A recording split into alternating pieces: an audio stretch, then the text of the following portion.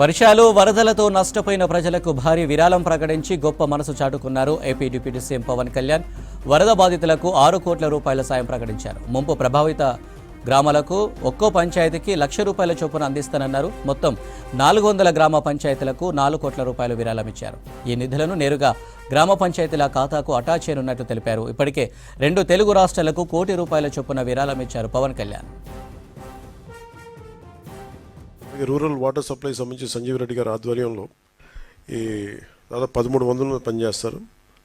So వాళ్ళ association నుంచి కూడా దాదాపు 10 లక్షల రూపాయలు ఈ ముఖ్యమంత్రి గారి సహాయ నిధికి ఇవ్వడం కమిట్ అవ్వడం జరిగింది. అందరం కలిసి ముఖ్యమంత్రి గారు సమయం తీసుకొని వారికి ఆ డబ్బులు అందజేస్తాం. అలాగే దీంట్లో చాలామంది ముందుకు వస్తూ ఉన్నారు. నాకు వీళ్ళందరినీ చూస్తే నాకు ఒకటే అనిపించింది, దాదాపు 386 పంచాయత్స్ దెబ్బతిన్నాయి. అలాగే ఇంకొకటి ఏంటంటే ఇప్పుడు చూస్తే మనకి ఈ పరిస్థితులు ఎదుర్కోవడానికి చాలామంది ఏమంటుంది, డైరెక్ట్ పంచాయతీలు మేము ఏదైనా చేయమంటే నాకు ఒకటే అనిపించింది, నాకు పంచాయతీరాజ్ శాఖ మంత్రిగా కూడా నాకు ఎక్కువ బాధ్యత ఉంది నాకు.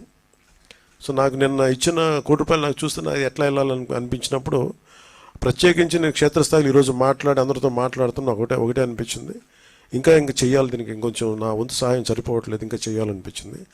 సో దాదాపు 400 పంచాయతీలు అనుకుంటే నేను ఒక్కొక్క పంచాయతీకి వ్యక్తిగతంగా నా తరపు నుంచి ₹1,00,000 డైరెక్ట్ పంచాయతీకి వెళ్ళేలాగా ఎలాగ ఉండాలి అనేది.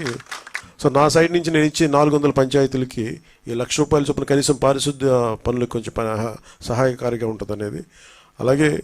అలాగే మన పక్క రాష్ట్రం, మన సోదర రాష్ట్రం అయిన తెలంగాణకు కూడా నేను ₹1 కోటి నిధిని నేను విరాళంగా ప్రకటిస్తున్నాను. అది తెలంగాణ ముఖ్యమంత్రిగా మన గౌరవ ముఖ్యమంత్రి శ్రీ రేవంత్ రెడ్డి గారికి నేనే స్వయంగా అందజేస్తాను. ఎందుకంటే ఇది కష్టాలు వచ్చినప్పుడు మనందరం